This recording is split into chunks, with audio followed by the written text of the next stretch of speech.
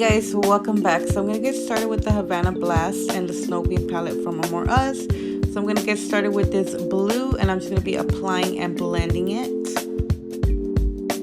So now I'm going in with this blue-green shadow and I'm just going to be applying that on top of that blue. So I think this is bright enough. Now I'm going to be doing the crease.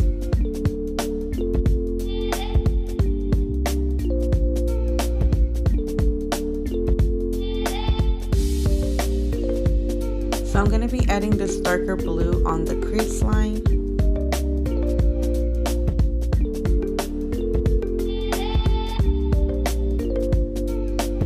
I'm just going to be blending this blue. So now I'm going to go in with this light baby blue and I'm just going to be adding this on the outer and inner corner of my eyes. And on the outer and inner corner of the eyes, I'm going to be applying this dark blue.